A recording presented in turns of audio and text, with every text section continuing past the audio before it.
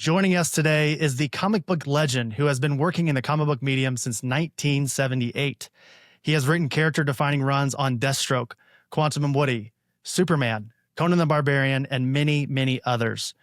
More impressively, he also helped co-found Milestone Comics and was one of the central architects of the Dakotaverse.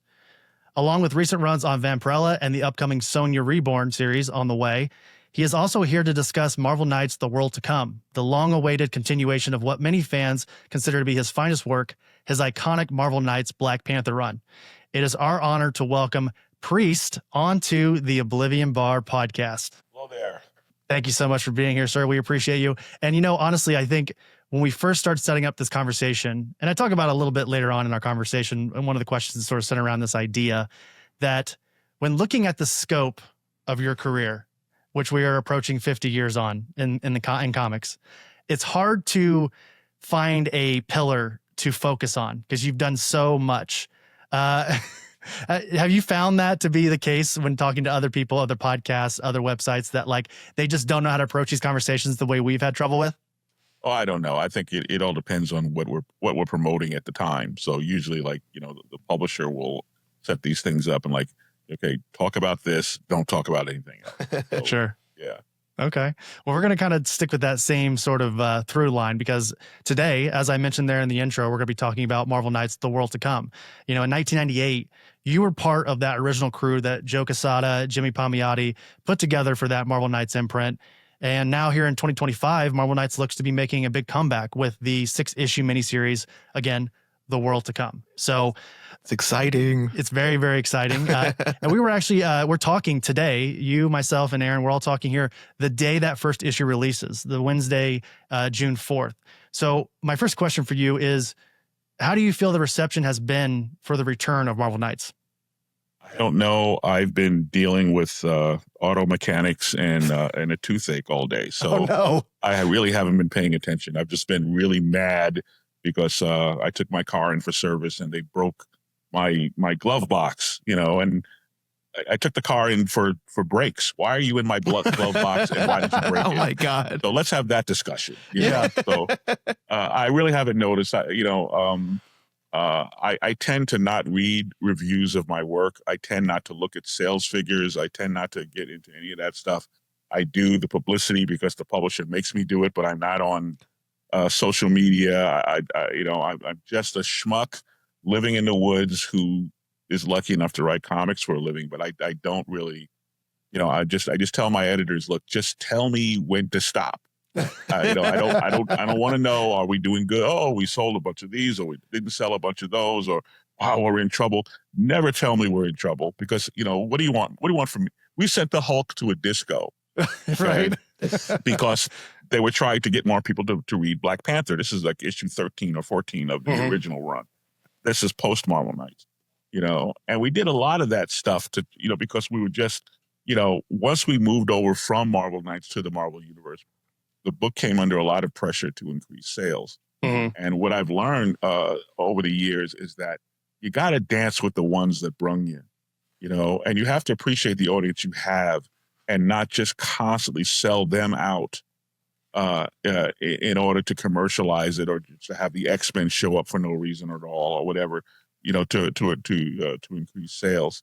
So, you know, basically I just tell editors, don't tell me about numbers, you know, and I don't read the reviews because even if they're good reviews, then if I believe the good reviews, then I got to believe the bad reviews, you know, just let me do my job and just tell me when to stop and all get along. God, I love that approach. I love that approach. That's and how stay out of the glove box on my car. Yeah. I love it. This Han Solo attitude. It's like, never tell me the odds, you know? Yeah. Right. Yeah. Cause all it does is mess with my head when I'm trying to work here. Right. You know what I mean? Yeah. And it's not really your responsibility. It's your job to create this. And then you just put it out in the world. And it's almost like, in a way, no longer yours. It's kind of up to the reader to interpret it however they want. Whatever your intentions were are almost sort of like a second fiddle to how the readership takes it, you know? So, and sometimes we win and sometimes we lose. So we're doing something with Red Sonja now. It's called Sonja Reborn. And that's, a perfect example of what you're talking about. You know, when we started the Marvel Knights Panther, there was a lot of pushback from so-called Panther purists who were confusing Black Panther with Tarzan. They thought he was Tarzan. He's this primitive guy that lives in the jungle and he has a bone through his nose or whatever the story is. And I had to remind people that Jack Kirby and Stan Lee created this genius inventor, and he had all these, advanced toys and so forth, and this vast wealth, and he was the sovereign of this nation, of this independent nation, and I had to bring all that back into focus. And there was a lot of pushback from people who had become acclimated to Tarzan. He's wearing this leotard, he gets beat up, he gets, that kind. No, we're not doing that anymore. So the Red Sonja thing will be like a real culture shock as well, because it's just like, why do you let Priest, why do you leave him alone in the room with our characters? This is not, I tend to be a little subversive, but I think that every now and then some subversion is good for, for the system to wake up and to also invite a larger audience, maybe people who never read Black Panther or who had no reason to read Red Sonja. And it's like, well, here, let's crack the door open for those folks, give them a fighting chance to understand this world and this genre and what's going on here. And also let's have a little fun. I mean, when's the last time you had fun with Red Sonja? So fingers crossed, fellas. Last time I had fun with Red Sonja was when she starred in a movie with basically Conan, but it wasn't Conan. It was just Arnold Schwarzenegger with another name, swinging a giant sword, hanging out with Red Sonja. Yeah, I remember. We're not doing that. No, we're not doing that. No, we're not doing that. I love that approach because, again, like we'll talk about it later when I get to talk to you a little bit about Superman Lost. But that's one thing that's really been impressive to me with comics. And I know it feels like there's a select few creators in the comic industry that are given the freedom to really take a character and if not like completely reinvent them, again, to subvert the stereotypes or the current the expectations. Exactly, the expectations. And and I love that approach because we talk a lot about like Wonder Woman. Chris and I talk a lot about Wonder Woman. We haven't really, he's found Wonder Woman, like people who have created Wonder Woman and written her in a way that he enjoys, but for some people it's not easy to find a specific way to enjoy Wonder Woman. And then you get writers like yourself who want to, again, subvert the expectations and creates a character that we want to read about. And that's, Black Panther has been like that for years now, thanks to what you've done with that character and kind of given him this new path forward. I think the important thing to remember anytime you're reading a story that I wrote, and it's, and for anyone listening or watching this thing, you should write this down. If you're reading a Priest story, just understand I am lying to you. So chapter 1, chapter 2, there's a lot of lying going on here. Don't fall for it. I'm having this conversation now with not the publisher, but with a rights holder for a property that we're not ready to talk about yet. Okay, so Potato Man, let's say. Okay, so the rights holder of Potato Man, the publisher and I, we're on the same page. But the rights holder, I'm scaring the hell out of the rights holder because we're doing, X, Y, and Z, and we're getting these notes back from them, and they're like, it's like from the studio, right? And they're going, well, this is, cliche, or what if you gave the guy a banana instead of an orange, whatever the story. So I get these notes back from these people, and I'm trying to communicate to them through the publisher that you got to tell these people that, I approach story in a very oblique manner where I will lead you to think that we are doing like Superman Lost. People assumed that was about Superman being lost, that, well, he just got back from Warworld and now here he's out in space again. And now it's going to be like, Gilligan's Island where he's just out there, wandering through space and so forth. And that's not what the series is about because he's home on page 5. He's already back. Okay. And the series is about this person who has had this traumatic experience, and despite the fact that he has these vast powers, he's not super God, he's Superman. He's still a person who has had this, this experience, and now nothing in his life fits anymore, and Clark Kent goes back to work and he doesn't remember what he used to do there.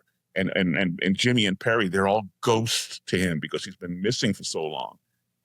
And the story is about how Lois gets her guy back. That's what the story is about. But on the face of it, the expectation is that it's going to be just sort of business as usual. Aaron, I don't know about you. I get tired of reading the same story over and over again.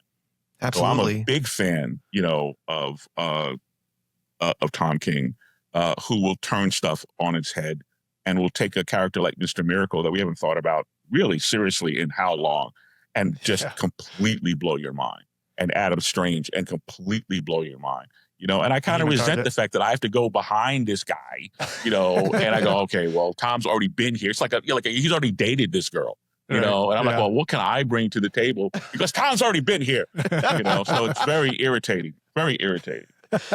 David Pepose is another writer who does creator who does that very well, because he's been doing that with a lot of characters. But I cannot wait to talk more about Superman Lost. Yeah, I was saying we need to table the Superman Lost talk, because I definitely want to get more into it. We do have Superman the movie coming up next month, and I think this would be like a really interesting topical conversation dealing with your book, Superman Lost. But I want to briefly I want to backtrack a little bit to Marvel Knights. I want to just sort of stick on this for a quick moment here, because this first issue, again, as we said, it came out this last week.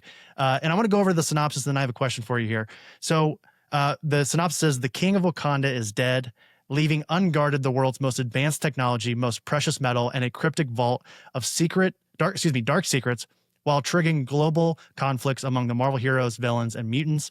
With T'Challa gone, the future of Marvel's 616 universe will be determined by a fatal tribal challenge for Wakanda's throne, and the mysterious victor will change Wakanda, the Marvel universe, forever.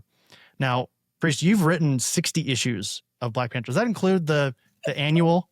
Why are you laughing? You're laughing right now. Why are you laughing? Because I feel like it's an indictment. Yes, Now, Mr. Priest, is it true that you've written 60 issues? Can you confirm nor deny these claims? Yes. Did you wreck the roast at the Harold's Club? You're the pride of your department. Yes, I wrote 60-ish issues of Black Panther, plus I think a 10-pager or something for the annual, right? Yeah, I've been around the block, fellas. That's right. So, I've heard you mention that this story has been written for a while. The World to Come has been in the works for a bit. How soon after finishing your Black Panther run in 2003 did you have this sort of new installment in the Marvel Knights universe? When did it pop into your head? No. Okay. No, it never popped. This is a Joe Quesada pop. Okay. There was a movie. You may have heard of it. There was a movie. Ryan Coogler put out this movie, Black Panther. I was consulted for the film, and I became aware of the film.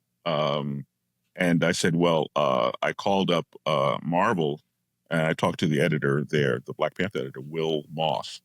And I said, look, there's this movie coming out. I would really like to have a little Black Panther something. Just a little taste of Black Panther. Give me a little 10-pager or something. I'd like to have something in print with my name on it when the movie comes out. And Will was gracious enough to offer me a slot on a Black Panther annual, and we worked that story out, and that was great. But, at some point, Joe Quesada heard about this. We may have been talking about whatever. Joe and I are actually friends. We've been friends for a long time. Mm-hmm. That's when Joe made me aware of plans that were in the works to celebrate Marvel Knights' 20th anniversary, or whatever it was at the time. So there was a big roadmap to this event that they were doing. So that's how the germ of that idea had. And then we started talking about the Panther plot as it began to develop. And then a lot of that was really just Joe just going, and I was like, Joe, I just wanted to do a little thing. And he's turned it to this incredible waste of time. It's like hundreds of pages, and there's going to be all these explosions, and it's all this, it's world upheaval, and so it's really thanks to him having this much larger than life vision, and then dragging me by the heels. Well, when you were talking about the anniversary and sort of bringing back the Marvel Knights imprint in some form or another, are we talking about the Donny Cates? Was it like a mini series that was out a couple years ago where you had all the different heroes pop in together again. I don't know if you remember that from a couple of years ago. I want to say it was like 2017, maybe. I have no knowledge. I'm Okay. sorry. That's okay. I must have missed that one. It was a mini, and I think it was like relatively successful, but I was just curious because it would have been perfect. I really wish that something like this, and again, this is great. I'm not saying anything bad about this. Yeah, this was like 2017, 2018, something like that. Excuse me. Over the years, since they canceled Black Panther, when I was on it, Black Panther was always struggling for sales when I was on it. And then at some point, Marvel said, we have a great idea. Let's get rid of T'Challa and let's recast this, Black Panther as Vin Diesel, So we had this other guy, Casper Cole, and it was kind of an interesting little experiment, and I liked that character and I wouldn't mind seeing that character again. But that was Marvel saying, this is what we want to do. And if you don't want to do it, we'll get somebody else to do it. We understand, we'll get somebody else to do it. And, I was like, well, there goes the rent money. So yeah, I'll do it. So that's how I ended up doing Casper Cole. And then, at the conclusion of that, they were like, well, the numbers still aren't going up. This was just us still chasing the numbers instead of accepting the fact that this is what our audience was, at the time. So it really wasn't until Reginald Hudlin took over and they relaunched the book with John Romita Jr. and Reginald Hudlin. And then Reggie not only wrote it brilliantly, but he went out and sold it. And I mean, in ways that I could not, because I didn't have access to those type of venues. We could go on the Steve Harvey show, we could go on these other venues, and just start, and just talked it up everywhere he Reginald went. was he the CEO of BET at the time, or what was his involvement with BET? I don't remember exactly when he took over. He became the president of BET. Okay. BET.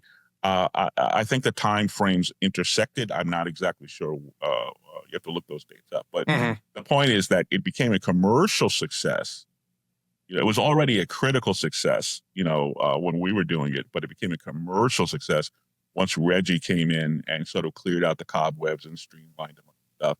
And then he went forward and promoted it. So that's, kind of how that took over. So over the years, I've been approached, several times by Marvel to kind of come back to the character or do something else with the character or whatever like that.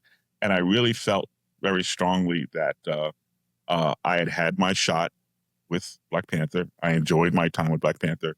But at some point, I had catapulted Black Panther into outer space. And I remember seeing that book in print, and I saw Black Panther in space. And I said to myself, okay, you officially jumped the shark. You officially run out of ideas. And it's time for Black Panther to belong to a new generation. So, Joe getting me to suit up for this was no small task. And I was like, well, I'm happy to sort of look over your shoulder and advise you, let you write it. And he was like, no, I really want your participation. I really want you in there, blah, blah, blah. And there was a lot of back and forth and a lot of, fussing back and forth. But at some point we stumbled onto a story that I thought I could tell, or that I could help him tell, or that we could tell together, however you want to phrase it. That was unique, that was adding to the legend, that wasn't just me making or me or Joe making a money grab, that this is actually a quality piece of work that's worth reading, and so forth. So that's how I kind of ended up finally saying, yeah, okay, I'll do it. But yeah, it was, I've seen writers, I will not name any of them. None of them named Tom King, but I've seen writers who have made their mark with a character, left, come back to that character, and stumbled, and it's painful to watch, And I was like, I didn't want to come back to Black Panther, do Black Panther monthly, for example, and then have people go, it's not as good as it was back then, And I'm just, yeah. So that's basically the backstory. Well, I'd like to ask a little bit about Katama. Katama. Yep. Without giving away any, a ton of spoilers. The E is pronounced ah. Like Ta-Nehisi Ross. Yes. Ta-Nehisi Coates. Coates, yeah. Yes. Katama. Got it. Katama. So without giving away, named after an actual guy. I'm sorry. Go ahead. Oh, you're good. You're good. We want the details. We want all the details. Yeah. I just want to try and avoid spoilers as best we can because we want, obviously. Well, good luck with that. Yeah. We entered this story seeing that there's a definite rift between the old King T'Challa and his son. There's mention of both Storm and Monica Lynn in this issue, whom we know, T'Challa has children with.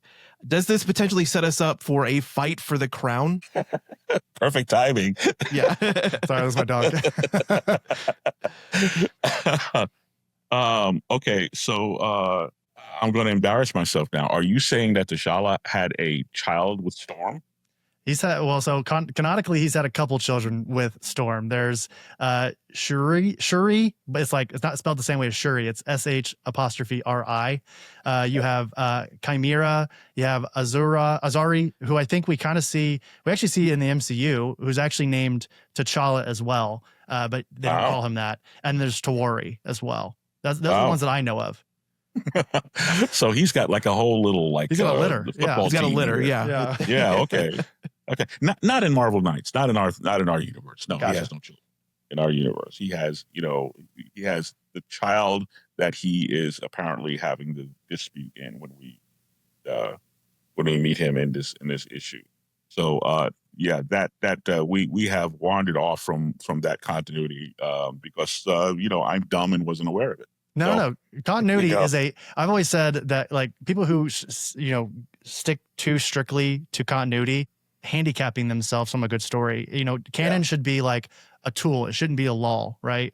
So I love the fact that you did that. I was just curious because I know that I was it Reggie that actually introduced a lot of the children. I actually don't know. I know it had to be him because because I just philosophically, as I see the character, I would not have done that. Sure. I have a real problem with these heroic characters or comic book characters,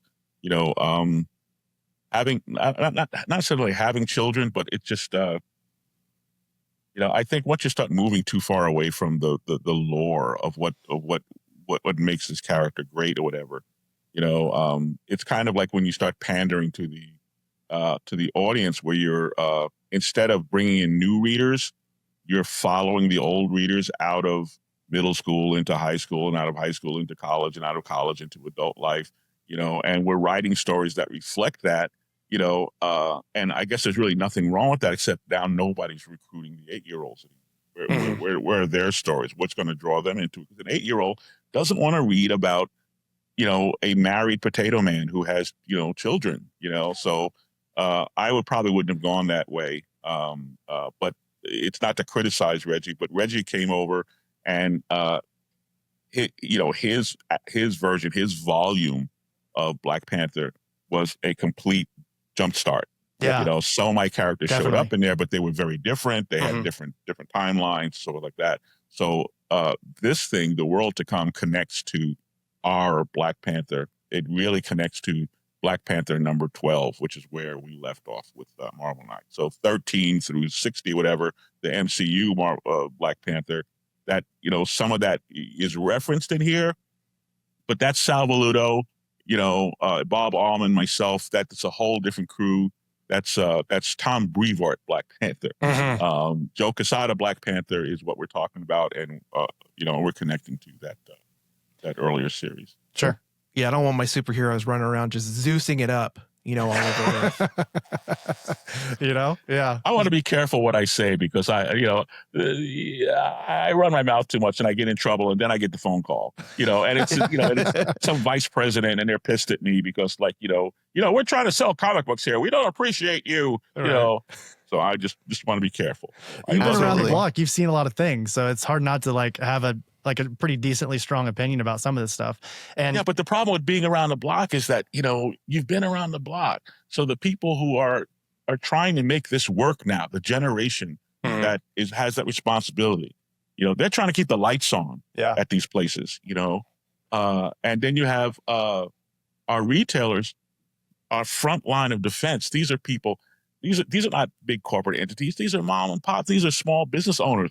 They have high rents, low margins, and a lot of pressure to like, well, you need to order 100, Duckman to get the foil variant, one copy of the foil variant. It is a lot of this math where every month our retailers are sitting there with the catalogs, and it's like a racing form, and they're trying to decide what to bet the mortgage on this month. And I have a lot of empathy for that. These are the real superheroes. So I want to be careful. I want to get up here and go, yeah, don't buy Duck Boy this month. It really sucks. I really don't appreciate that. He got married. I don't want to read a married Duck Boy. We're huge proponents and big believers in the brick and mortar comic shop. Yeah, like shop we believe local. that those need to exist. It's fun to have community online. I think that's got its own certain level of importance, but there's honestly nothing like going to your local comic book shop on Wednesday and picking up the latest issue of The World to Come that I have right here. I went to my local comic book shop and people were excited about it, which is why I wanted to ask you that question earlier about sort of what your thoughts were on the reception. And from my view, what I could see from my local comic book shop was that when I popped in, the very first issue that I saw was The World to Come. And they don't do that for just, issue 7 of, Spider-Gwen or whatever. Not to just, dissuade anybody from reading Spider-Gwen, but like people are excited about this. Yeah, Spider-Gwen's great. So, and something you sort of mentioned it earlier, and I want to sort of build off this a little bit. Something I really loved about your Black Panther run is that you kind of confirmed this thought that I've had about the character since becoming a fan, and it's that he's not a superhero, right? He plays the role of superhero for diplomatic reasons, but at the end of the day, he's a monarch of the wealthiest or one of the wealthiest countries in the world, and those relationships that he has with the Avengers and some of the American heroes are important to maintain. And I think also Jonathan Hickman does a pretty good job with this in his Avengers run, showing T'Challa as a monarch first, right? But my question for you is, this book is not advertised. The World to Come is not advertised as a Black Panther book. It is advertised as a Marvel Knights book. So how about that? Does that mean that we're going to get some more MK-focused characters showing up in this series, the 6-issue series? No comment. I got in trouble. Plead the fifth. I got in trouble in the article. We were talking. I had an interview. We started wandering off, as I tend to do, and we started wandering off into other things. And I mentioned this Inhuman series that I did with Phil Noto that I really loved, with teenagers, and they come to New York and they run into Spider-Man, back in the 60s, the 60s Spider-Man, and I said something about Lockjaw, and I was like, well, just wait till he pops up here in the World to Come, and now, Ring, what are you doing? You're killing us. Major spoiler, Lockjaw. I didn't say what Lockjaw was doing, right. But major spoiler. So he's a teleporting dog. He's going to pop in every once in a while, Well, there you go. But let's just say, there's a reason they did not title the book Black Panther. Joe, there's a part of this that Joe and I are co-writing that focuses on Black Panther, or that Black Panther is the vehicle for a lot of the storytelling that's going on. But there will be lots of surprises in store that I really shouldn't even talk about. Right? Sure. I mean, the first issue just came out, so it's hard to talk about future endeavors, but I just found it interesting. I've seen nothing yet. Yeah. Love that. Joe has completely lost his mind. He's like, oh, and now then the spaceship. No, spaceship, you ruined it. So trust me, cool stuff happening in this book. Well, love it. I know I'm personally excited because Chris as well, because obviously he's a huge fan of the original. But like one thing that I wanted to bring up, and because this is a huge topic for me. Segue. Huge segue. Yes, I have a little bit of trouble approaching this because this was such a big thing. Like Chris, you can ask him. Superman Lost. I have to ask about that because Superman Lost is actually the first Superman book that I've actually ever really enjoyed reading and read the entire, like the full story all the way through. Like I was addicted to this book. And Aaron, like, if I can just interject really quickly, Priest, when he was talking earlier about Wonder Woman, how there are certain people who just can't attach to certain characters because of the storylines. I mean, I know I love the George Perez stuff and the Jeff Johns stuff, but I get why people don't, they haven't found their Wonder Woman story. This was Aaron with Superman. Obviously, we know there's a lot of Superman stories out there that are great, but he couldn't find a way to latch onto the character. And when he came to me and said that he really loved Superman Lost, it was almost imperative that we had to talk to you about it while you were on here today. So Aaron, I'm sorry, I don't mean to. No, you're good. But I've been asking for this conversation for a long time because of Superman Lost, but I appreciate you helped me kind of articulate that, Chris. And the reason I kind of wanted to write it out was like, I'm a huge advocate of mental health, and since reading it, Superman Lost, I've become a huge fan of that. And up until now, again, like I hadn't really read anything that really resonated with me. And the way that you portrayed, like, the Man of Steel, Supes himself, in some of his darkest moments, curled up in the fetal position with Lois telling him, just breathe, Clark, just breathe. As somebody who suffers from I have chronic PTSD from some dark stuff while I served overseas. It really spoke to me, and it really helped me find a Superman that I had never thought existed. Like this was my Superman. And so for me, I've been wanting to ask, like, how did you figure out how to write him in that state, like so accurately struggling, like in a world full of people, but being a Superman, like isolated, and in his own head, in his own emotions? Like, how did you do that? Because again, as somebody who suffers from PTSD, like I felt every moment of that, and I just found it so amazing. So I needed to ask you about that. I don't know what to say, but thank you for that. Well, first of all, I called Mike Carlin. Mike Carlin was the editor of Superman, maybe one of the legendary all-time great editors of Superman. Well, this book came about by accident, but just real briefly, I was working on another project with a group editor named Jamie Rich, who's no longer with the company there. And we were talking about a Justice League project, and I was getting off the phone with Jamie, and we were hanging up, and I went, oh, before you go, by the way, I got this idea you may want to give to your Superman, because he was editing Superman. You might want to give this idea to your, here's a freebie for your Superman people. I had this, my one Superman idea. And I just, laid out this idea to him, and he said, well, that sounds like something you ought to write. Why don't you write it? And I said, well, it never occurred to me to write it. And he said, why? Because DC's never allowed me to write Superman before. I write in a very subversive way. Superman is like their marquee mainstream character. There's a lot of stuff that I wouldn't say I'm ineligible to write, but that I am not a natural fit to write because, I would assume in some editors' heads, they're like, well, he's going to Tom King this up, or whatever the story is. At any rate, Jamie got the thing greenlit before he moved on. So thank God for Jamie. I never would have got a chance to write Superman. No. In the writing, it was terrifying. Well, now I have to write this thing.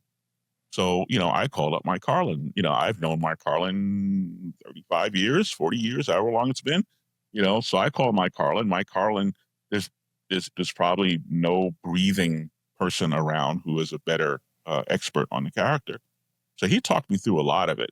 But I would tell you, just in my perspective, there is this theory that there is no Bruce Wayne, that it's just Batman, and Bruce Wayne is like his day job or the face he puts on. Mm-hmm. I think for Superman, it's the exact opposite. I think there is no Superman.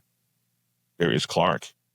He is Clark. When he's running around in a costume, he's Clark in a cape, but he's the same guy, And what makes him Superman is not his powers. That was the whole subtext of the series, that because he moves around from different areas of space, his powers changed based on those circumstances. What color is the sun? What's the level of gravity? What are these scientific, variables? But the one thing that remains consistent is his strength of character. So I asked Carlin, I said, well, look, let me ask you something. How far can I bend this guy without breaking him? Because I'm going to take him down pretty far and challenge his dignity. And a lot of fans are not going to like their hero curled up in a ball on the floor, or the fact that Lobo's dolphins run off somewhere with his original red and blue costume, and it becomes traumatic to him because that's all he has left. But Aaron, if you imagine yourself, and I hope that this has never happened to you, but if you imagine yourself, out there in space somewhere, and the guiding principle is, and the fans, we can all fight about this, but so far as I'm concerned, and I asked Mike Carlin, who I think is the definite expert, and I asked a couple other people, as far as I'm concerned, Superman cannot fly faster than light on his own. He needs a Green Lantern or a spaceship or something, and now he can go at warp speed and just cross the galaxy, whatever. But all by himself, he can fly very fast, a lot faster than our spaceships fly, and he can go zooming towards a planet or a moon or something and use the slingshot to accelerate and boom, go across the galaxy. So he can do a lot of that sort of stuff. But the fact is, it takes him a long time to get from point A to point himself, without that. And then also, if he's in an unfamiliar star system, you don't navigate space by sight. You don't go, oh, there's Pluto. Let me head that way. You listen. There's space has noise. There's quasars. There's different vibrations, radioactive activities, solar storms. It is all of these clues to let you know where you are in space. And if you're in unfamiliar space and you can't fly faster than the speed of light, so now, the situation where it's taking him, he's been flying through space for 7 months and he still hasn't left the solar system that he was trapped in. And then the dolphins steal his suit, and and so we bring him down to his breaking point, and I asked Mike, am I going to be able to get away with that? So the editor who was the main editor on the book was Brittany Holzer. And thank God for Brittany, who worked with me on Deathstroke. We have a long history together. She was able to kind of fend off the wolves, because Superman is a very important character to Discovery Plus, and people way above even Jim Lee who could put a kibosh on us. So thank God she was able to kind of hold that door and let us tell this deeply personal story. But that's basically how I cued into it. I just see him. He's just a man. He's just Clark, but he's an exceptional person of virtue and character. And the trauma that he experienced and the fact that he had escaped this dying world in order to save it and then couldn't find it again, couldn't find his way back there. So he's got this enormous guilt that's crashing on top of everything else, So yeah, it was like that. So, but basically, he's a tough character to write. And then as with every character, I'm sitting there going, what can I say about this character, or what can I do about this character that hasn't been done before? Damn that Tom King. And to speak on what you were saying about, we don't often see our heroes in their time of struggle. He tried to do that with Heroes in Crisis, and I think yes, while some people bastard. Some people may not like that book, and I guess that's what I was afraid of. Actually, you go ahead. Was doing Heroes in Crisis. Yeah. Well, no, that Heroes in Crisis received this mixed reception. Mm-hmm. So I was kind of terrified that people would come after me with torches, for what I was doing with Superman. Yeah. The other thing that, you talked about it, this is not just a Superman Clark Kent story. The one thing, again, I just have to say, I give you a round of applause and all the kudos in the world for the entire story, because it's not just how well Superman is written. It's Lois Lane and even Lex Luthor and what she goes through to bring him back to the world. It's it just, again, you kind of captured a lot of what I've, and I'm sure many other veterans and many other people who have, PTSD, who have people around them that love them and would go to the ends of the earth to bring them back to some sort of normalcy. So again, this is, if anything from this conversation, I just want to say thank you for letting me ask you and for explaining that to me, because it really, honestly, truly means a lot to me what you created there. Uh-huh. I appreciate that. And it was just my one shot at playing with the toys. And, I don't know that that's a tone that DC wants to take with those characters.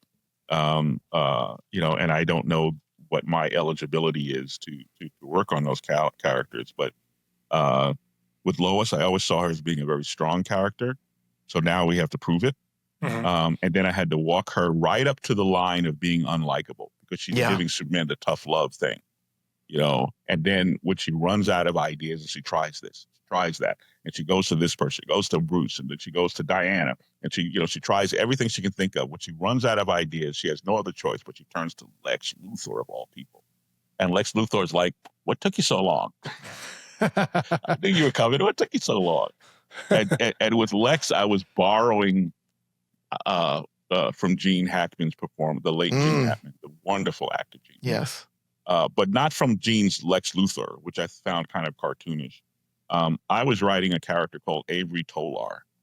And Avery Tolar was a character played by Gene Hackman in the Tom Cruise Firm. And if you go back and watch, you know, clips of that film and see clips of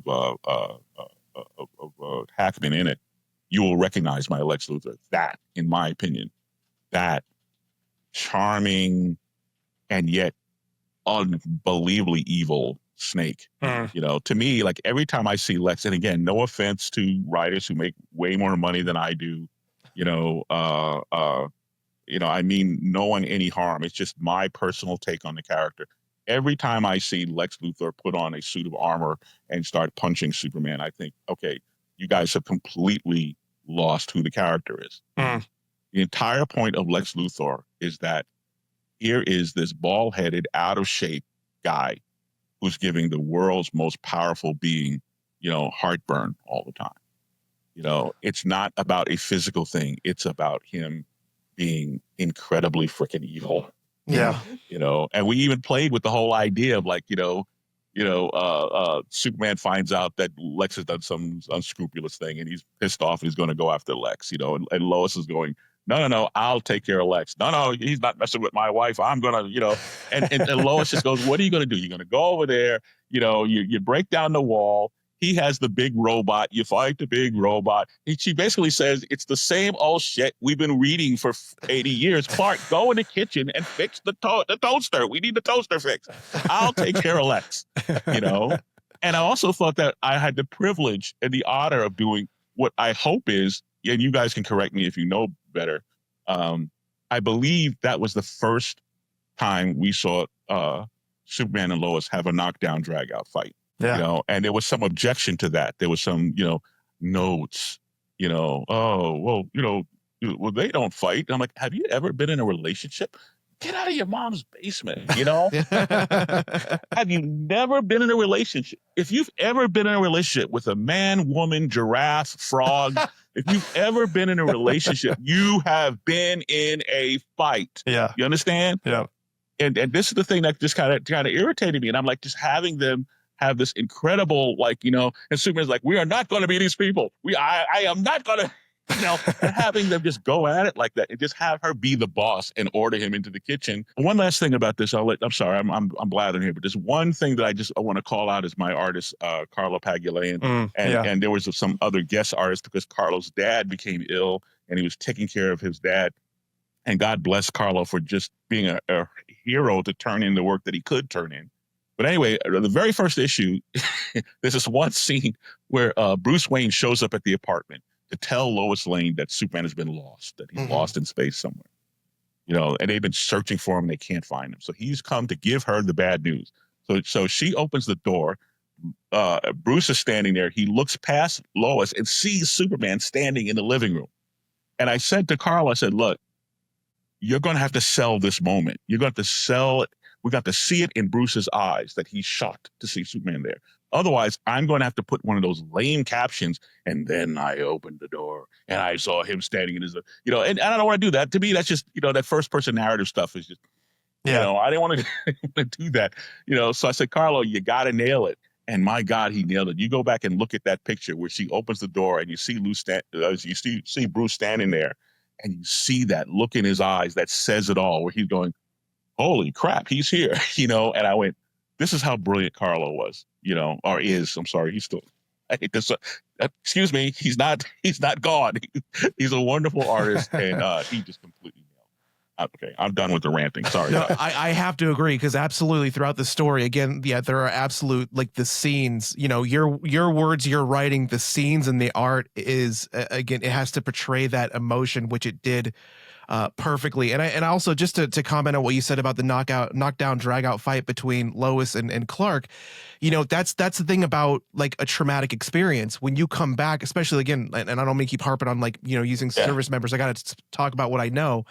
When somebody comes back from a traumatic event, they are not the same person, and the family has to get used to that, and the dynamic changes, and things will not be the status quo. So regardless of what battle, Clark is fighting, what story Lois is covering, there's got to be somebody who's making the decisions. There's got to be somebody who's pointing the gun. There's got to be somebody who's writing the stories. And I think that you depicted that very well, because it's somebody's got to do the job. And if it's not going to be Clark, it's got to be Lois. And if it's not going to be Lois, then she has to go out and find somebody to do it. So I think, again, just I know we got to continue the conversation on, but it's all well done, like, so very well done. So Well, thank you, Aaron. I appreciate that. And I think what I was also trying to depict was how hard it is for people to accept the fact that you are a different person. Because later on we meet up with Supergirl, and Supergirl, she's even harder than Lois. She was like, "Hey, man, just wake up," the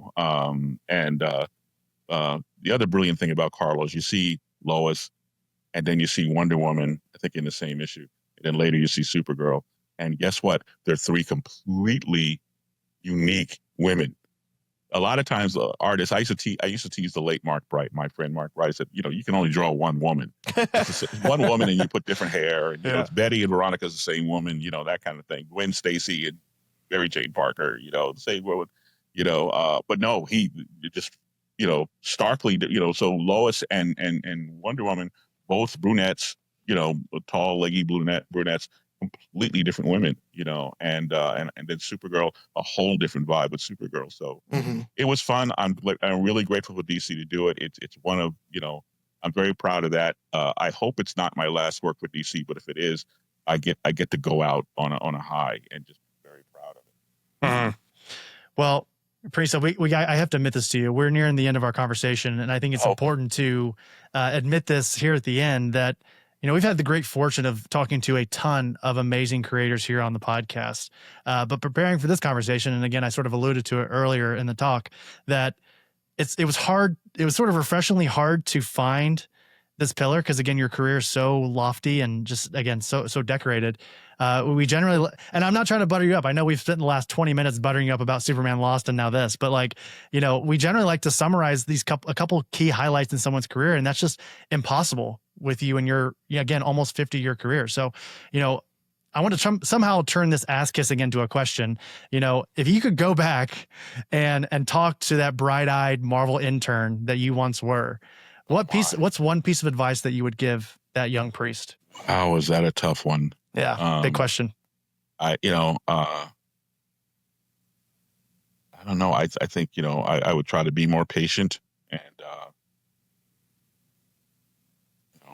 I don't know, fellas. It was very tough. It was extremely tough. It wasn't just a black thing, but I was brought into the business by Jim Shooter, and Jim Shooter was like the new, the new boss, the new sheriff in town. And there was a lot of resentment towards Shooter, because Shooter wanted to change a lot of stuff. Shooter wanted to make books better and have them come out on time, which was diametrically opposed. You could do one or the other, but Jim wanted both. And so that made him kind of a maniac. And there was a lot of friction in there. And I was seen as Jim's as Jim's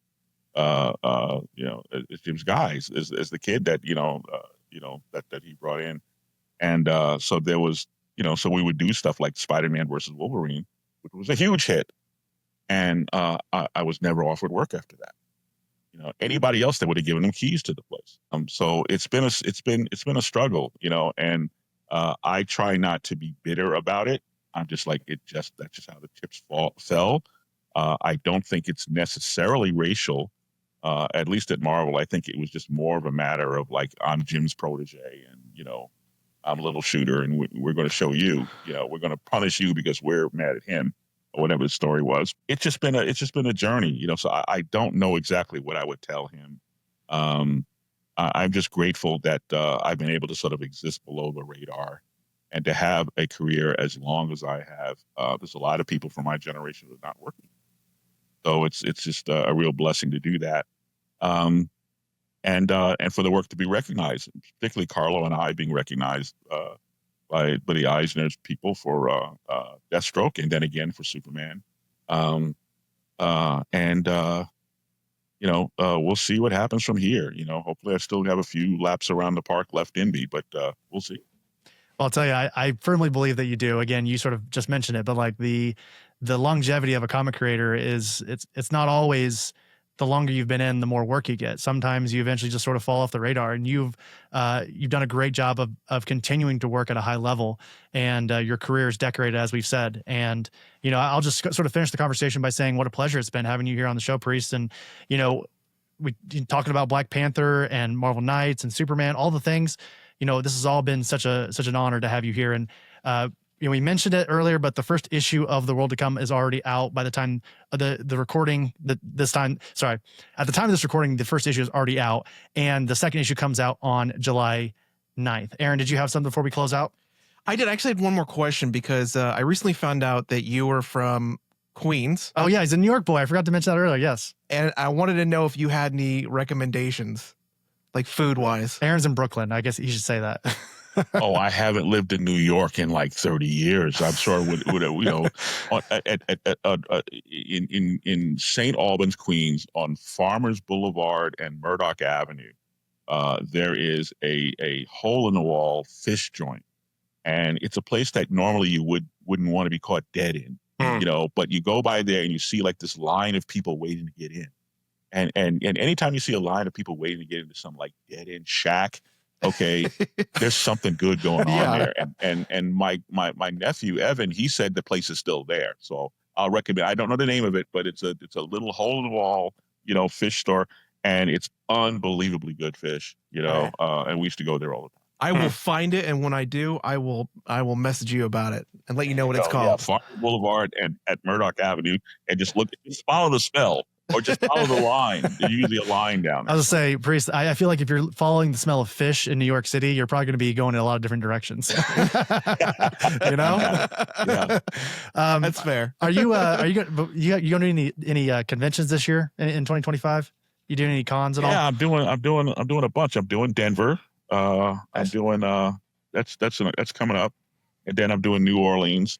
And then there's like a bunch of other stuff, but I have to look at on my list. My agent just leads me around by my nose. I every now and then he reminds me I have to go to the airport. Somebody just hands you a ticket and says, "Get on the plane. Get on the plane. Yeah. Go get on the plane right now." Yeah. But Joe, actually the whole World to Come team, Richard and Joe and myself, we will be making a joint appearance and doing, you know, group signings there.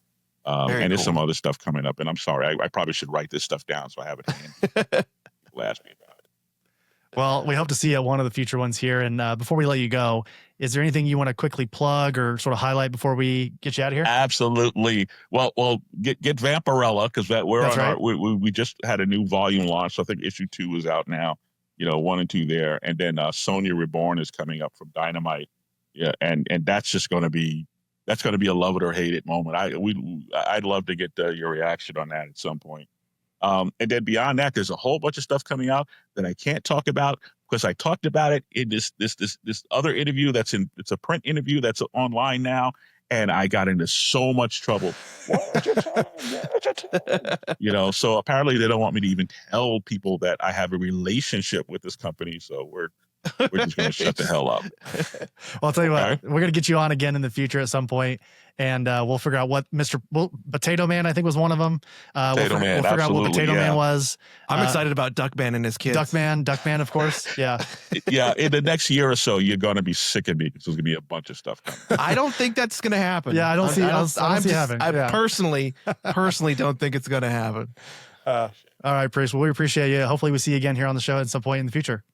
Good deal. Thank you. Thanks for having me.